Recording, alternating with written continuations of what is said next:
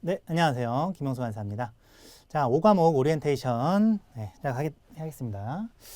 자, 강의의 특징부터 이제 먼저 설명을 좀 해드리면, 자, 핵심 포인트 위주로 집약적으로 이제 강의하는 거, 요거 이제 4과목이랑 똑같아요. 그래서 이 5과목 같은 경우에는 특히나, 자, 4과목 같은 경우에는 그 앞부분에 그 관세, 국경 감시 체계, 자, 그 부분은 그래도 직관적으로 좀 이해하기가 쉽고요. 내용이 좀 단순하다 보니까는 뭐 이제 그렇게까지 뭐 제가 막 필기해드리고 이럴 필요는 없어요. 자, 근데 5과목 같은 경우에는 모든 내용이 다 그런 식입니다. 그래서 자, 5과목 같은 경우에는 제가 뭐라고 했죠?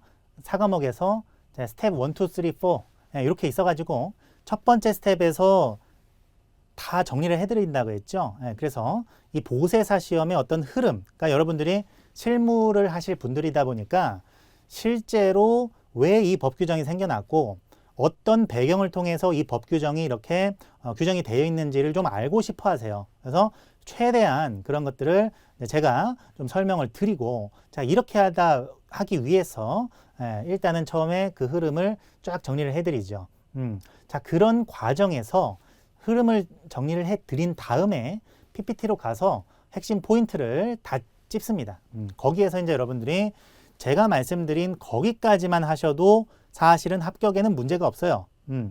자, 그러다 보니까 최단기간 안에 좀 합격을 하시려면은 이 핵심 포인트를 찝는 거를 이제 여러분들이 노트에 좀 필기를 해주시거나 아니면은 뭐 책에다가 그래도 이제 저희 책이 빈 공간이 좀 많이 있죠. 그래서 그런 부분에다가 흐름 정리, 뭐 이제 포인트 이런 식으로 쫙 이제 정리를 해주시면 합격에 많은 도움이 될 겁니다. 자, 그 다음에 외우기 어려운 부분에 암기식을 제공한다. 5과목에서 똑같아요.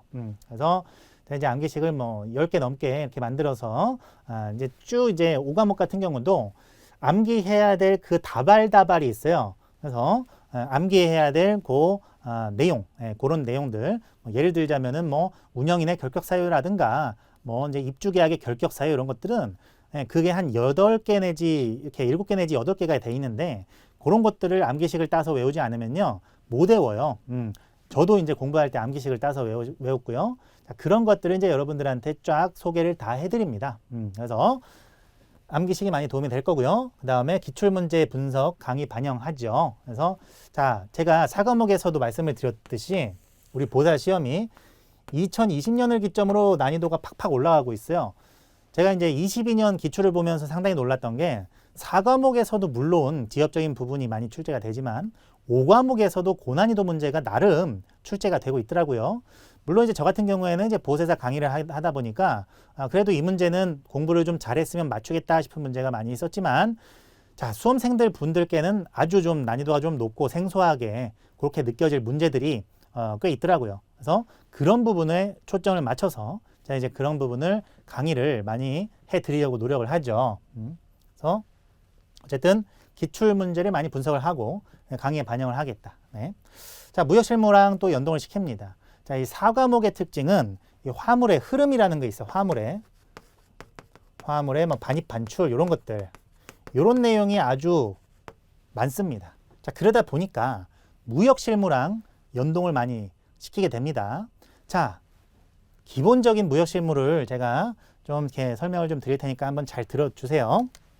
여러분들이 만약에 예를 들어서 무역학과다 그러면 가장 먼저 1학년 때 배우시는 게 아마도 인코텀즈 이거일 거예요. 그래서 FOB 나오고 CIF 나오고 이런 것들 있죠. 예. 이런 인코텀즈를 이제 배우시게 되는데 간단하게만 이제 설명을 좀 해드리면 아예 노비에스인 분들도 계시니까요. 자, 먼저 이제 가장 대표적인 거 FOB를 설명을 하면은 자, 여기가 수출자예요. 수출자의 공장. 그 다음에 여기가 이제 수입자의 창고라고 하면은 이 FOB라는 것은 이 인코텀즈라는 것은 중간에 있는 이런 운송 비용이라든가 아니면 요게 이제 적합 보험도 들어야 되니까는 보험 비용, 운송 비용, 보험 비용, 그다음에 적재를 하려면은 적재 비용, 양화를 하려면은 양화 비용, 비용을 누가 부담할 것인가에 대한 그런 문제가 인코텀즈 아니겠습니까? 그러니까는 FOB 같은 경우에는 수출자가 물건을 만들어 가지고 물건을 화물을 이제 배에다가 이렇게 적재하는 이거 여기까지의 비용은 수출자 부담이고요. 이렇게 수출자 부담이고 그 다음부터의 모든 비용은 수입자가 부담한다. 그래서 이 수입자가 운송비나 보험비용, 뭐 양화비용 이런 것들을 다 부담해 주는 거죠. 그러니까는 수입자가 이 운송을 계약을 맺어가지고 수출자 쪽에 보내주는 거죠. 원칙적으로 배를. 그러면은 배가 딱 도착하면 수출자는 요걸 적재만 하는 겁니다. 자기 비용으로. 그게 이제 FOB죠.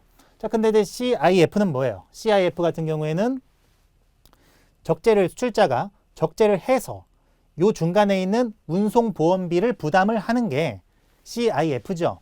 그래서 여기까지죠.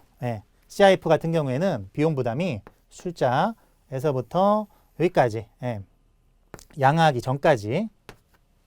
그래서 요 다음부터의 비용을 수입자가 부담을 하는 거죠. 그러니까 쉽게 말하면은 CIF는 수출자가 요 운송보험 계약을 자기 돈으로 체결을 해주는 거. 그래서 요게 FOB, CIF가 이런 점에서 차이가 있는데, 자, 이렇게 되면 물건의 가격은 FOB가 높냐, CIF가 높냐? CIF가 당연히 높을 수밖에 없는 게요. 수출자가 수출하면서 운송보험 계약을 자기가 체결하고 그 비용도 자기가 냈기 때문에 그만큼이 물품 가격의 원가로 산입이 되기 때문에 이 물품의 가격이 올라가게 됩니다. 그러니까는 출자가 자기가 더 많은 서비스를 제공을 해주면서 그 대신에 물품 가격을 좀 더 높게 쳐서 수출하는 게 CIF. 그래서 자, 무역 실무의 가장 이제 기본적인 부분이 이런 거죠. 그래서 이거는 사실 보세사 시험 몰라도 상관없어요. 그냥 상식적으로 알아두면 되는데요. 그러니까 무역학과이신 분들이 좀 이거 배웠었지 하고서 다시 좀 기억을 되살리기 바라겠고. 자, 이런 내용은 수출자와 수입자 둘 간의 내용 아니겠습니까? 둘 간에만 통용되는 내용이 이런 무역 실무인데요. 자, 이제 우리는 보세사 시험을 공부하기 때문에 이런 내용이 아니라 무역학과에서 보통 배우시는 이런 내용이 아니고요. 이제 다른 내용을 배우셔야 합니다. 다른 내용. 자, 예를 들자면 이런 내용이에요. 우리 그 5과목에서 화물의 반입 과정이 있는데 배가 들어와 가지고 이 배는 CY라는 곳에 화물을 내리게 됩니다. 보통 컨테이너 화물이고요. 요거를 양하 혹은 양육 이런 식으로 부르고요. 우리 시험에서는 하선이라고 이렇게 표현을 또 해요. 물품을 내린다죠. 하선. 그래서 CY에 컨테이너들이 이렇게 쌓입니다. 이 CY는 컨테이너 야드라고 해서 이 컨테이너들을 적재시킬 수 있는 그러한 광활한 야드, 대지를 뜻해요. 그래서 이 CY에 장치된 컨테이너들이 보세 운송을 통해서 보세 창고라는 곳으로 들어갑니다. 자, 보세 창고는 여러분들이 많이 들어보셨을 거예요. 완전 노베이스인 분들은 보세 창고에 대해서 뭐 모를 수도 있지만 그나마 실무를 하고 오셨거나 아니면은 어떤 지식이 있다라면 사전에 보세 창고라는 이 명칭은 당연 들어보셨을 거라 생각이 듭니다. 그래서 이 화물이 하선돼서 CY에 장치되고 보세 창고로 움직이는 이런 일련의 과정들이 다 어떤 법규에 의해서 움직이냐면은 기본이 관세법입니다. 관세법. 자, 그러니까 제가 지금 그 전에 말씀드린 이러한 무역 실무적인 인코텀즈 이런 것들은요. 관세법이랑은 별개죠. 수출상과 수입상 간의 비용 부분이니까. 자, 이런 것들은 관세법에는 나와 있지 않은 내용인데요. 이제 우리가 배우실 내용은 이런 관세법에 나와 있는 화물의 반입, 반출 이런 것들. 운송, 하선, 운송이나 하선. 보세 창고에 화물이 반입이 되려면은 또 반입 신고라는 것도 해줘요. 요런 것들. 그래서 이런 행정 절차를 위주로 우리 보세사 시험은 배우시게 됩니다. 자, 그래서 행정 절차를 일단 기본 배우기 때문에 무역 실무적인 이런 지식들은 사실은 이제 보세사 시험 하면서 그렇게까지 나올 일은 없는데요. 제가 그래도 틈이 나면 제가 또 무역 실무 강사지 않습니까? 요 무역 실무적인 내용들도 조금씩 말씀은 드리겠습니다. 그래서 실제로 이제 여러분들이 이 보사 시험을 무역 실무 공부를 좀 병행해서 하시거나 무역학과이시거나 하신 분들은 내가 옛날에 알고 있었던 무역 실무 지식이랑 실무 지식이 이렇게 또 이제 좀 연동이 될 수 있고 하구나. 그런 것들을 좀 느낄 수 있도록 실무적인 어떤 역량을 또 한 단계 여러분들 한 단계 업그레이드 시킬 수 있는 그런 강의를 또 제가 하려고 준비를 많이 합니다. 자, 그러면 5과목의 이제 구성을 한번 보시죠. 자, 처음이 자율관리제도. 자율관리제도. 이 자율관리제도는 여기서 중요한 점은 자율관리 보세구역이라는 것이 있어요. 자율관리 보세구역이라는 게 있는데, 자, 자율관리 보세구역은 보세구역이 세관 통제에 있지 않고 자율관리 된다는 게 핵심이고요. 이 자율관리를 누가 하느냐면은 여러분들인 보세사가 한다는 겁니다. 보세사. 그래서 자율관리 보세구역으로 지정받으려면은 보세사 채용이 필수입니다. 필수. 보세사를 채용하면 혜택을 준다? 이것도 아니고요. 필수라는 거예요. 필수. 그래서 우리 보세사 시험을 따려는 굉장히 중요한 그런 이유가 있는 파트가 첫 번째 파트고요. 그다음에 자유무역지역제도가 있어요. 이 자유무역지역제도란 어떤 일정한 지역을 자유무역지역으로 설정을 해서 여기에 외자 유치, 외국 자본이 들어와서 이 외국 그 사업체들이 활동을 할 수 있게 이렇게 각종 지원을 해주는 게 자유무역지역이고요. 이런 걸 하는 목적은 뭡니까? 외국 자본이 들어와서 우리나라에서 많은 경제활동을 하면 할수록 일자리 창출도 되죠. 그 다음에 달러도 벌어들이죠. 외화 가득률이 좋아지죠. 여러 가지 경제적 혜택을 누릴 수가 있어요. 자, 그러다 보니까 국가 정책적으로 하는 것이 자유무역제도입니다. 그래서 사실 첫 번째 파트에서는 암기할 내용이 엄청 많지는 않은데요. 두 번째로 들어가면은 완전 암기에 폭탄이 쏟아져요. 그래서 자 이제 강사로서 그 암기 어떻게 하는지, 어떻게 정리하는지 암기식까지 다 알려드리겠습니다. 자, 그다음에 세 번째, 요게 이제 또 말도 많고 탈도 많은 관세 관련 법규 위반 및 처분 파트죠. 그래서 여기는 많은 수험생들이 합격 수기를 쓰면서 이 5과목의 이제 처분, 어떤 잘못을 하면 얼마 이하의 징역, 몇 년 이하의 벌금, 저기 반대로 얘기했네. 몇 년 이하의 징역, 얼마 이하의 벌금. 이런 것들을 외우기가 너무 버겁다 보니까 그냥 여길 놔버려요. 그냥 시원하게 놔버립니다. 자, 그래서 합격은 해도 5과목이 점수가 안 나오는 경우가 상당히 많은데 그러시면 안 됩니다. 사실은. 그래서 우리 그 한 권으로 끝내기 맨 마지막에 뭐가 있죠?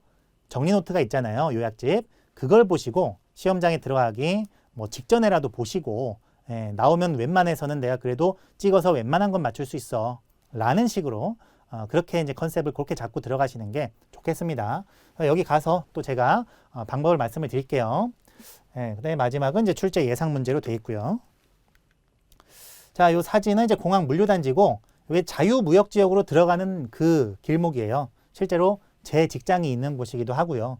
좀 을씨년스럽긴 한데 봄이 되면 뭐 개나리 피고 벚꽃 피고 아주 아름답습니다. 자, 그 다음에 항공사 창고. 여기 수출이라고 돼 있죠. 그래서 물건이 이 창고 안에 장치가 된 다음에 그 뒤편에 이제 항공기 파킹이 돼 있어요. 그 항공기에 실려서 나가는 거죠. 그런 창고에서 일하시게 됩니다. 보세가 되면 깔끔해요. 깔끔합니다. 자, 특송 요거는 그래서 이것도 이제 외국계 기업이기 때문에 요런 곳에 이제 보세사로 또 취직해서 근무하시면 또 깔끔한 그런 직장 생활. 그러니까 여러분들이 이제 보세사가 되셔서 뭐 이제 창고 이런 말이 나오니까 뭔가 좀 이렇게 지저분할 수도 있고 뭔가 위험할 수도 있고 이런 생각들을 좀 하시는데요. 요즘엔 안 그렇습니다. 창고도 막 ERP 시스템 갖춰가지고 막 자동 관리되고요. 굉장히 깔끔한 그런 직장이 창고예요. 자, 이제 보세사의 자격 요건을 한번 보실게요. 자, 보세사는 이 운영인의 결격사유에 해당하지 않는 자. 그래서 이 운영인의 결격사유라 하면 뭐 미성년자라든가 법 위반으로 인해서 2년이 지나지 않은 자, 뭐 이런 이제 그 운영인의 결격사유라고 하는데 사실 여러분들한테 해당은 안 될 겁니다. 그래서 걱정하지 마시고 이런 자로 이제 보세화물 관리에 관한 전형 시험이죠. 그 시험에 합격한 자. 그래서 자, 자격증을 이제 보시면 이런 식으로 나옵니다. 그래서 관세청장이 교부를 하죠. 보호사 자격증. 그래서 이 사람은 관세법에 따른 자, 이 보세사라는 자격이 어디에 들어가 있냐? 관세법에 들어가 있습니다. 무역의 통관에 관한 바이블과 같은 관세법에 보세사 자격이 정확하게 거기 명시가 돼 있어요. 법에 따른 공인 자격증이다 이런 뜻입니다. 그래서 이 증서를 교부한다. 여러분들이 합격하셔서 이 자격증 교부받으면 기분 굉장히 좋을 겁니다. 네. 자, 해서 우리 5과목 OT를 맞춰봤고요. 이제 다음 시간에 1교시로 가도록 해 보시겠습니다. 감사합니다.